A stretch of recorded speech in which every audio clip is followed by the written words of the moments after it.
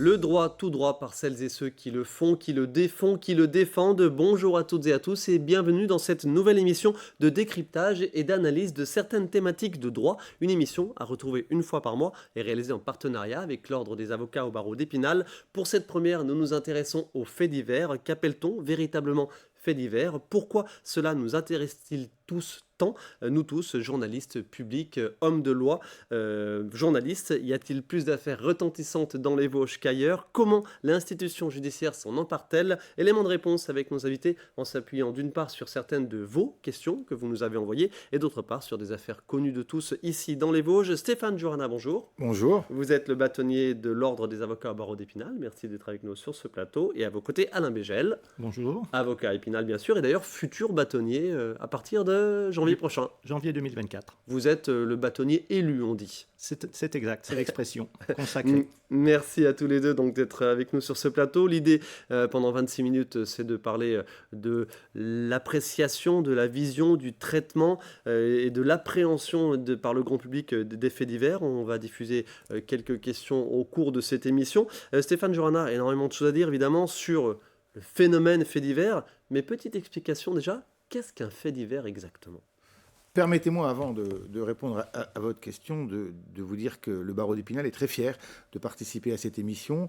Le barreau d'Épinal, c'est 118 avocats au service des Vosgiens, dans tous les domaines du droit. Parce que vous le savez, aujourd'hui, le droit est multiple. Il y a du droit fiscal, du droit administratif, du droit pénal, du droit de la famille, du droit de succession. Et chaque mois, on va d'abord aborder une thématique.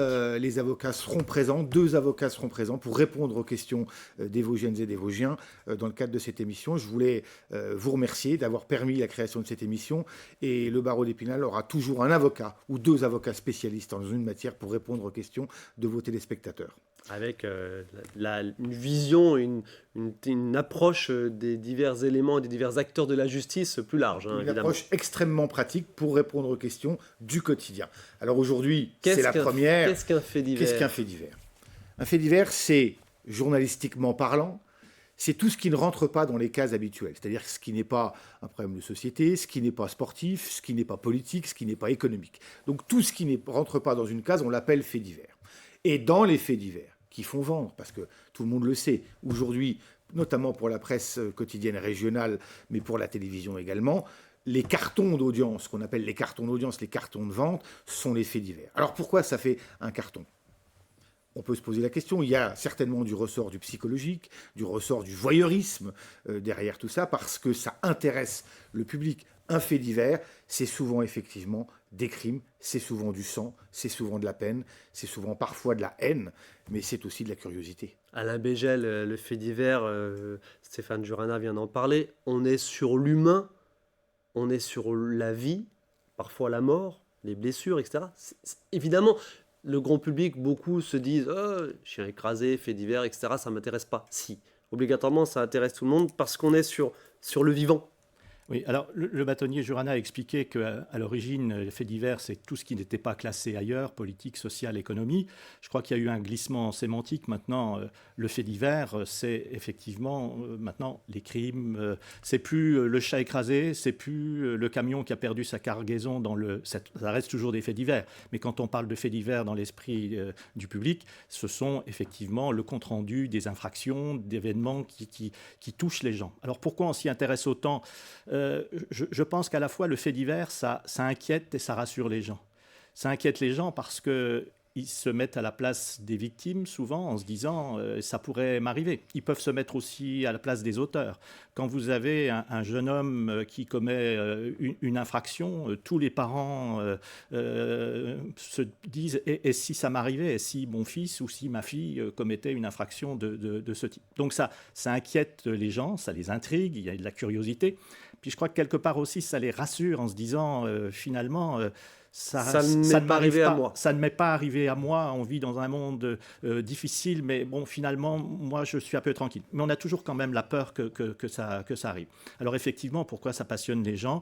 Il y a des ressorts psychologiques, il y a aussi la curiosité, Il y a aussi le fait que les gens adorent les séries télévisées. Il n'y a pas que le réel, il y a aussi toute la fiction. Ils adorent les romans policiers. Les romans policiers se vendent très bien. Et les comptes rendus d'audience se lisent beaucoup, parce qu'il y a des faits divers, et puis il y a la rubrique sœur dans les journaux et dans les télévisions, c'est la rubrique justice, parce qu'il y a les faits, il y a le traitement des faits, et puis il y a le traitement de la justice, que la justice en fait. Stéphane Joanna, comment un fait divers devient un fait de société? Vous l'avez dit tout à l'heure, il y a les actus de société, cette émission, l'émission que je fais par ailleurs, Ça nous regarde, c'est une émission de société qui traite de plein de sujets. Un fait divers devient un fait de société à partir du moment où il prend une ampleur. C'est-à-dire que vous partez du fait divers local qui peut à tout moment prendre une ampleur nationale parce qu'il y a un ressort particulier, parce que ça touche un enfant, parce que ça touche une famille, parce que quelqu'un a joué la comédie. On prendra des exemples. Prenons le cas Jonathan Daval tout de suite. Des féminicides en France, vous le savez, il y en a malheureusement un tout petit peu moins de 200 sur une année, ce qui est gigantesque. Pourquoi ce dossier-là va devenir un fait de société? Tout simplement parce que Jonathan Daval, à un moment donné, va nier les faits, va jouer la comédie, va pleurer, et ça crée quelque chose dans le ressort au moment où il va reconnaître les faits, où tout le monde va être stupéfait. Et c'est ça qui intéresse le public, parce qu'il y a, à un moment donné, quelque chose d'extraordinaire, c'est-à-dire qui n'est pas habituel dans un fait de société et dans un fait divers. Aujourd'hui, le fait divers, pourquoi ça intéresse? Mais parce que personne n'est à l'abri. Vous savez que nous, aujourd'hui, tous les jours, nous défendons des victimes, mais aussi des auteurs, qui sont des gens comme vous et moi, qui à un moment donné dans leur vie, parce qu'un événement a dérapé, qui ont commis l'irréparable. Et personne n'est à l'abri. Donc quand vous regardez les faits divers, alors parfois atroces, mais vous vous dites ça pourrait m'arriver, ça pourrait être moi. Et c'est tout notre travail à nous, avocats, d'essayer de soutenir les victimes à qui ça arrive, qui n'étaient destinées pas du tout à vivre l'indicible, parfois l'horrible, et puis aussi à défendre celui qui a commis l'irréparable, alors qu'il était normalement à l'abri de cela. On va en parler en seconde partie d'émission, de cette appréhension au terme matériel du terme, entre guillemets, et puis psychologique, évidemment, des affaires et des différentes affaires. Alain Bégel, question de Chantal de Rue-sur-Moselle, qui nous a donc posé cette question, je ne sais plus, via les réseaux sociaux, ou par Internet, ou par téléphone. Ça a été compilé par Frédéric Méline, que je remercie. Chantal, donc, de Rue-sur-Moselle, y a-t-il plus de faits divers retentissants dans les Vosges qu'ailleurs? Est-ce que notre département est un département de faits divers? Sincèrement, non, je ne pense pas. Je ne pense pas qu'il y ait plus de faits divers qu'ailleurs. Enfin, de faits divers, je pense que la criminologie dans certains départements est bien plus importante que ce qui existe dans le département des Vosges. Et des faits divers retentissants... Ramener à la population? Ramener à la population, oui. Enfin, je veux dire, il y a des endroits de France où c'est plus agité, si je puis m'exprimer ainsi. Non, il n'y a pas de faits divers plus médiatiques, selon moi. Je pense que quand on est Vosgien et qu'on entend parler des Vosges, on se dit on parle encore des Vosges sous un mauvais jour. Non, sincèrement, je ne le pense pas, je n'ai pas de statistiques. Mais il y a eu une affaire qui a défrayé la chronique et qui la défraye encore, effectivement, qui a marqué les esprits. Et quand on pense que c'est arrivé il y a bientôt 40 ans, forcément, beaucoup de gens ont vécu ça, enfin, je veux dire, et ont connu ça. Et il y a même des jeunes gens qui ont 20 ans, ils ont entendu parler de l'affaire Grégory alors qu'ils n'étaient même pas nés lorsqu'elle a eu lieu. Et vous avez tous les deux travaillé sur l'affaire Grégory à un moment donné de votre carrière. Je travaille encore. Et voilà, j'allais dire, Stéphane Joanna, l'affaire Grégory, c'était en octobre 1984. Ouais. On est en 2023. Qu'est-ce qui fait que, rappelez-nous évidemment, cette affaire, aujourd'hui, elle est ce qu'elle est et elle demeure ce qu'elle est? L'affaire Grégory, ce n'est pas un fait divers. C'est le fait divers. C'est l'affaire du XXe siècle et du début du XXIe. Je peux vous dire qu'à titre professionnel, moi, j'ai jamais connu ça. C'est-à-dire que c'est une affaire qui déchaîne les passions. Aujourd'hui, alors que j'ai obtenu l'annulation de la mise en examen de mon client depuis maintenant près de 6 ans, je reçois hebdomadairement des courriers au cabinet de gens qui s'intéressent, qui me disent j'ai résolu l'affaire, et qui m'envoient des dossiers avec des dossiers de presse, avec même des pièces de la procédure à noter, avec des frises. Les gens s'y intéressent. Vous parlez précédemment, vous parlez de Marcel Jacob, des époux Jacob. Je défends Marcel Jacob. Celui-ci n'est plus mis en examen. Je ne suis plus dans la procédure et je reçois 6 ans après encore des courriers, quasiment toutes les semaines. J'interviens très régulièrement sur cette affaire parce que cette affaire passionne. Ça n'est pas un fait divers, je le répète, c'est le fait divers. Alors c'est pour ça qu'on a peut-être parfois l'impression que dans les Vosges, il y a plus de faits divers qu'ailleurs, mais je rejoins les propos d'Alain Bégel. Il n'y a pas plus de faits divers, j'ai presque envie de dire, il y en a moins dans les Vosges qu'ailleurs, parce qu'il faut être très clair, les chiffres de la criminalité dans notre département sont très faibles. Mais effectivement, nous avons l'affaire. Alain Bégel, rappelons qu'en octobre 1984, pourquoi cette affaire a eu un tel retentissement? Alors certes, il y a eu après son traitement, tous les rebondissements dans l'affaire, etc. Mais au moment T, pourquoi tous les médias de France étaient là? C'est parce que, en termes d'actualité, il ne se passait rien d'autre. Je ne pense pas que ce soit l'explication. Je rectifie tout d'abord, vous avez dit que nous avons travaillé, Stéphane Jurana et moi, tous les deux sur l'affaire Grégory. Personnellement, je ne suis pas intervenu sur l'affaire Grégory, si ce n'est que, si, professionnellement, mais à l'époque, c'était dans une autre vie, j'étais journaliste. Et donc, le 16 octobre 1984, le petit Grégory est retrouvé dans la Vologne noyée. Et le 17 octobre 1984, je suis l'un des premiers journalistes devant la gendarmerie de Bruyères. Pourquoi ce fait divers? C'est pas parce qu'il n'y avait pas d'autre chose dans l'actualité. Ça y a participé indéniablement. Oui, mais c'est pas, sincèrement, c'est pas, à mon avis, c'est pas l'élément clé. Le facteur pour moi, je vous le dis comme je le ressens et comme je le pense et comme je l'ai vécu, le meurtre d'un enfant, c'est quelque chose qui est absolument atroce. Ça marque nécessairement les esprits. Un mode opératoire forcément particulier aussi. La deuxième chose, c'est que c'est un meurtre, c'est pas le crime d'un rôdeur ou d'un passant. Ce crime, il est revendiqué. Le lendemain, le soir même, une lettre est postée. Le jour de la disparition, il est posté, il est revendiqué. Ça se passe dans un petit village, il y a un cercle familial. Et quand je parlais que tout le monde s'intéresse aux faits divers parce que chacun en soi a un enquêteur, et ce que disait Stéphane Jurana à l'instant nous le confirme, tout le monde pense que ce fait divers va être résolu rapidement. Parce qu'on se dit, c'est quelqu'un qui connaissait l'enfant, c'est quelqu'un qui a revendiqué le crime, on est dans un petit cercle. Et par conséquent, on s'est dit, ça a attiré l'attrait. Puis il y a eu le traitement médiatique qui a été donné à cette affaire, enfin la façon dont les enquêteurs ont communiqué. La gendarmerie qui organisait des points presse tous les jours devant la gendarmerie de Bruyères. Et personnellement, je l'ai vu, au départ, il y avait 3 journalistes. Le lendemain, il y en avait 6. Le surlendemain, il y en avait 25. Et après, venant de tous les pays. Parce qu'on nous disait à chaque moment, on va trouver. Donc, on se disait, certains journalistes se disaient, on va passer 1 semaine, 2 semaines, 3 semaines, et puis ce fait divers va être élucidé. En fait, ça a duré beaucoup plus longtemps, puisque aujourd'hui, 40 ans après, on n'a toujours pas trouvé.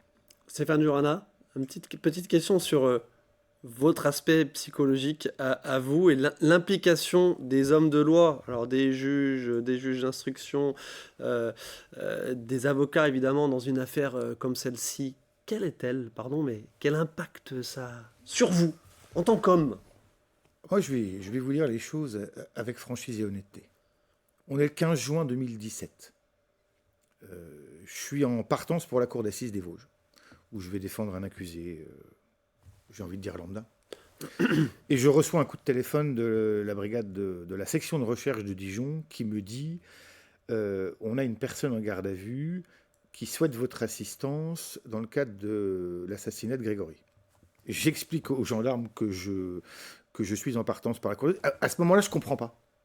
Je ne fais même pas le lien, en fait. Je pense à un autre assassinat, je ne pense pas à l'affaire du petit Grégory. Et je demande à une de mes collaboratrices de s'y rendre à l'époque parce que je suis à la cour d'assises. Et celle-ci m'envoie un message quelques heures plus tard me disant « Mais maître, c'est l'affaire Grégory ». Et là, je prends conscience à ce moment-là de ce qui va m'arriver. C'est-à-dire un téléphone portable qui va quasiment fondre parce que tellement j'ai d'appels de journalistes. C'est hallucinant, je crois qu'on ne peut pas. Et puis, l'excitation, en disant « Moi, je vais trouver », mais comme tout le monde. En fait, dès que vous touchez à ce dossier, vous vous dites « Moi, je vais trouver ». Alors, vous vous enfermez des jours, des nuits avec le dossier à essayer de le lire, de le décortiquer, de trouver. Et puis, vous tournez en rond. Et puis vous avez les échéances judiciaires qui arrivent, et c'est une affaire qui vous emporte. Parce qu'elle vous prend de l'intérieur, parce que c'est l'affaire la plus connue, parce que c'est celle qui vous ronge même, parce que vous vous dites je vais trouver et vous ne trouvez pas. Et vous prenez diverses hypothèses, je ne vais pas les reprendre, tout le monde les connaît, et vous dites bah oui ça colle. Et puis vous prenez l'hypothèse B, ah bah oui ça colle aussi, l'hypothèse C, ça colle aussi. Puis il y a toujours le petit grain de sable qui fait que ça ne colle pas, et vous n'y comprenez plus rien. Et c'est là où vous vous dites on souffle, il faut souffler. Parce que même pour quelqu'un, j'ai envie de dire d'aguerri, qui connaît un petit peu cette matière, c'est compliqué, vraiment. Aurore de Gérardmer nous a posé une question. Ça répond au début de votre précédente intervention. Alain Bégel, Aurore de Gérardmer, à quel moment et par qui un avocat est-il prévenu d'un fait divers et puis donc est-il saisi, entre guillemets? Oui. Alors, généralement, ce qu'il faut savoir, c'est que les personnes qui comparaissent devant les tribunaux et qui sont poursuivies devant les tribunaux ne choisissent pas leur avocat. Ils n'en connaissent pas. Beaucoup, une grande proportion. Et c'est l'occasion pour moi de dire que le barreau d'Épinal, comme tous les barreaux de France, mais le barreau d'Épinal le fait particulièrement bien, sous la direction du bâtonnier Jurana, il y a chaque jour 6-7 avocats qui sont de permanence. Et ça, tous les jours de l'année, 365 jours par an, 24 heures sur 24, samedi et dimanche compris, et qui sont susceptibles d'intervenir pour être désignés d'office, parce qu'ils sont désignés pour assurer la permanence qui vaut désigner d'office, pour assister des personnes à tous les stades de la procédure. Donc, ce qu'on appelle l'aide juridictionnelle. Oui, alors c'est la commission d'office, plus exactement. L'aide juridictionnelle, c'est l'indemnisation se fait par le fonds d'aide juridictionnelle. Ok. Donc, il y a plusieurs hypothèses. Il y a quelqu'un qui a commis une infraction et qui est poursuivi devant un tribunal. Il reçoit un jour une convocation en justice et il va voir un avocat où il demande au bâtonnier de lui désigner un avocat d'office. Mais vous avez des personnes qui sont interpellées après avoir commis une infraction, qui sont placées en garde à vue, qui ont le droit d'être assistées à un avocat. Et soit ils en connaissent un et ils font appel à cet avocat, soit ils n'en connaissent pas et il est fait appel à l'avocat de permanence. Donc, les personnes qui comparaissent devant le tribunal, soit elles font le choix de leur avocat quand elles en connaissent un, soit elles demandent un avocat d'office quand elles n'en connaissent pas. C'est pour ça qu'il y a souvent un changement d'avocat. Alors, il peut y avoir ensuite des changements. Vous pouvez même avoir des personnes qui ont un avocat, mais il n'est pas possible de le joindre parce qu'ils n'ont pas ses coordonnées, c'est un samedi et un dimanche, et ils vont dire je vais prendre un avocat d'office. Et puis ensuite, ils peuvent changer et reprendre entre guillemets l'avocat qui est l'avocat de leur choix. On peut toujours. La liberté de choix de l'avocat, c'est une règle essentielle de la profession d'avocat. Chaque personne a le choix de son avocat. Mais ce qu'il faut bien comprendre, oui, et je termine. Ce qu'il faut bien comprendre, c'est que beaucoup de gens au départ ne choisissent pas leur avocat. Enfin, je veux dire, pas nécessairement. Statistiquement, les avocats qui sont commis d'office interviennent beaucoup. Voilà. En fait, ce qu'il faut comprendre, c'est que quand une personne est placée en garde à vue pour un crime ou un délit, elle a le droit à l'assistance d'un avocat. Donc c'est l'officier de police judiciaire qui gère la garde à vue, qui contacte un avocat, et Alain Bégel vient de vous le rappeler, le barreau d'Épinal compte 7 ou 8 avocats de permanence pour les gens placés en garde à vue, mais aussi pour les victimes. C'est-à-dire que vous êtes victime d'un crime ou d'un délit, vous pouvez avoir un avocat qui est de permanence 24 heures sur 24, 7 jours sur 7, 365 jours par an.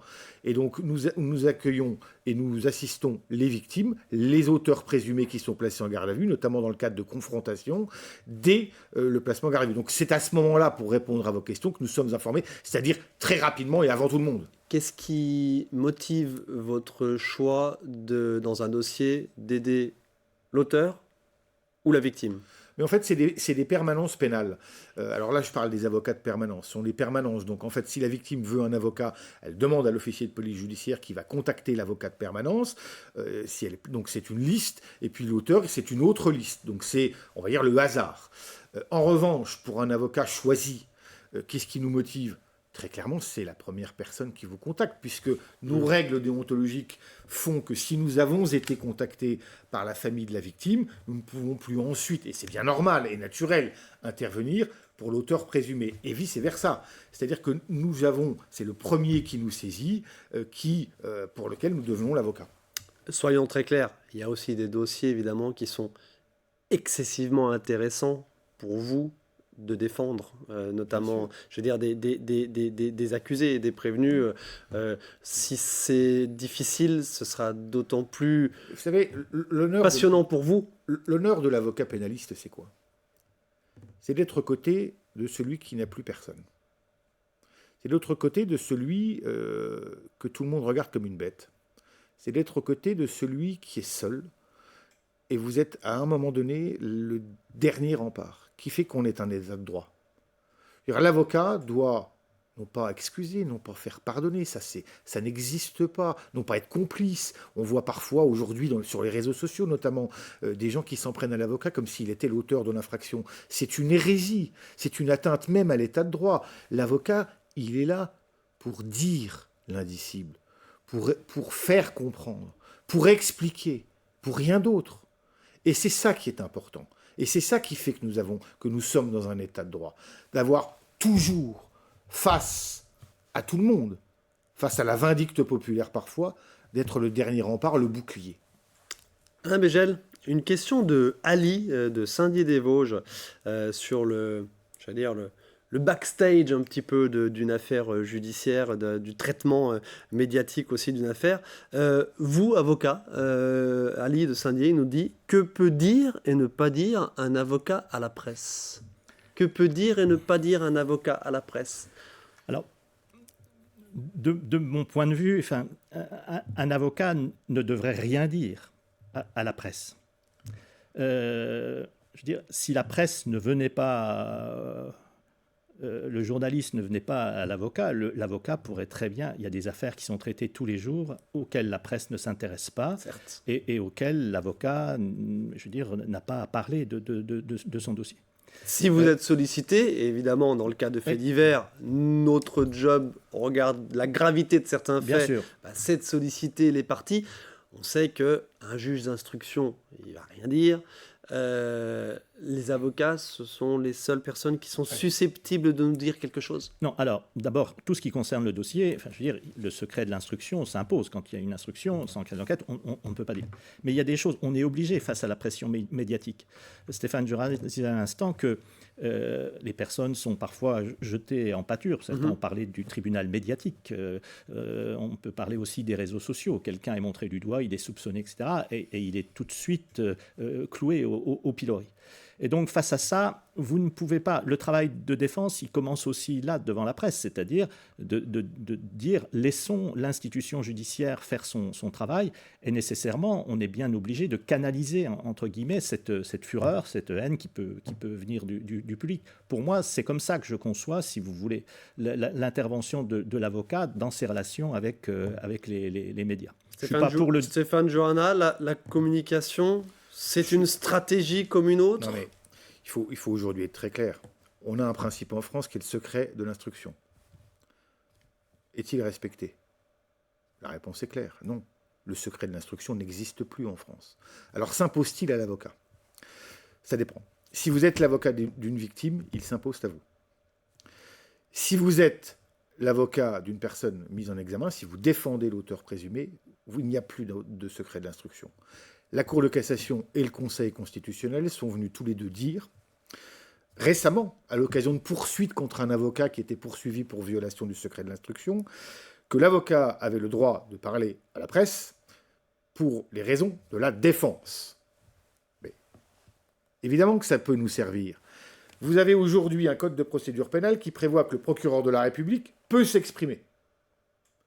Imaginez-vous que l'avocat de la défense ne puisse pas le faire. Ça serait une rupture complète de l'égalité des armes, c'est-à-dire que le public n'aurait qu'un son de cloche. Il est aujourd'hui extrêmement important, voire indispensable, de s'exprimer dans la presse. Mais parfois, il peut être aussi stratégique de ne rien dire, et surtout de ne rien dire. Ça dépend des dossiers, ça dépend des nécessités de la défense, ça dépend de votre stratégie. Mais ça, vous devez l'adopter avec votre client ou votre cliente, et on a une ligne directrice. Parfois, il est de bon ton de venir contredire ce que vient dire le procureur de la République. Enfin, quand même, on ne pourrait quand même pas comprendre que lui seul ait le droit de s'exprimer et que la défense n'ait pas le droit de faire. Parfois, il vaut mieux ne rien dire. Et parfois, vous avez des faits divers où les journalistes n'ont pas d'informations. Alors je sais que ça vous énerve, mais c'est notre stratégie et c'est bien naturel et c'est la défense qui doit primer avant tout.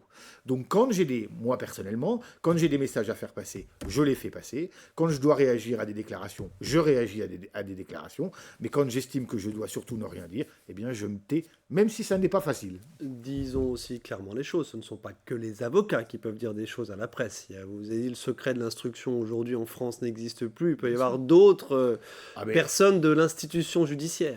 Les canaux, selon les réseaux divers et variés. Mais on va être très clair. Aujourd'hui, les canaux de violation du secret de l'instruction, ils sont multiples. Ce n'est pas les avocats qui violent le secret de l'instruction. Vous avez des gens, aujourd'hui d'ailleurs, les avocats ne le violent plus puisqu'on a le droit de parler. Le procureur de la République, il a le droit de parler. Il y a des multiples acteurs qui interviennent dans les procédures, qui peuvent donner et faire des indiscrétions à la presse. Mais aujourd'hui, je pense qu'à un moment donné, il faudra se poser les bonnes questions. Le secret de l'instruction a-t-il encore une raison d'être en France ? C'est ça la vraie question. Alors, quand on prend le principe, on se dit, ce principe, il sert à quoi ? Il sert à protéger les actes d'enquête. Oui, sauf qu'aujourd'hui, il n'existe plus, donc ça ne sert à rien. Et il sert aussi à protéger la personne mise en examen qui est présumée innocente. Enfin, aujourd'hui, clairement, la personne mise en examen, malheureusement, médiatiquement, elle est bien souvent présumée coupable. Regardez, et je prends notamment les affaires économiques et financières, qui touchent notamment les hommes politiques. Vous avez des placards et des placards et des placards et des heures d'antenne au moment de la mise en examen, et au moment du non-lieu ou de la relaxe, un entrefilet. Ce qui fait qu'effectivement, c'est ça la vraie question. C'est-à-dire qu'on doit aujourd'hui, à mon avis, dire stop. Arrêtons l'hypocrisie, il n'y a plus de secret de l'instruction, mais en revanche, avoir un équilibre médiatique plus important entre la mise en examen et la décision d'innocence. Parce que c'est ça qui pose problème aujourd'hui. Avec le temps médiatique qui est là, ce n'est pas le temps de la justice. Ça n'est pas le temps judiciaire, c'est sûr, mais c'est tout le problème des chaînes d'infos continues qui ont besoin de s'alimenter, qui s'alimentent par une mise en examen, qui s'alimentent par un déferment, qui s'alimentent par des images chocs, par des déclarations, et qui, quelques années, voire de nombreuses années après, lorsque la personne est innocentée, prennent une minute. C'est ça, le vrai fond du problème aujourd'hui, il est là. À retenir évidemment, sachant que pour le coup, ce qui est de la presse locale, régionale, on donne un peu plus d'ampleur effectivement à l'issue favorable par exemple d'un non-lieu, parce qu'évidemment on en a un petit peu plus le temps. Un tout petit peu plus alors, mais pas beaucoup plus. Allez, messieurs, Alain Mugel, 2 secondes. Oui, non, je pourrais vous donner des exemples contraires où la presse locale, par exemple, c'est pas du tout intéressée à des non-lieux, parce que la presse parfois n'a pas de mémoire. Le temps judiciaire est tellement long parfois que la presse ne se souvient plus qu'elle a fait des placards sur des affaires et sans s'interroger. Et moi, personnellement, je suis assez réticent dans mes relations avec la presse. C'est peut-être parce que j'ai été journaliste, mais pour moi, souvent, c'est remettre une pièce dans la machine. Ma stratégie, souvent, ça ne veut rien dire. Mais il y a des fois où je l'ai fait. Dossier. Non, mais ça dépend d'un dossier. Je l'ai déjà fait. Je le referais si j'étais placé dans cette situation. Mais c'est dangereux. C'est à manier avec précaution. Votre petite pique a été entendue. Merci, messieurs, de votre participation à cette première émission tout droit, donc d'analyse et de décryptage de certaines thématiques de droit. Je pense qu'on en refera une sur les faits divers, parce qu'évidemment, on aurait eu encore beaucoup de choses à dire. La prochaine émission, ce sera au mois d'octobre. Nous parlerons de droit immobilier, l'habitat, la propriété, les problèmes de voisinage, les litiges locataires, propriétaires, etc. On évoque ça au mois d'octobre dans cette émission tout droit. Merci et bonne continuation à vous. Merci à vous. Merci à vous de votre attention. Très bientôt pour une nouvelle émission.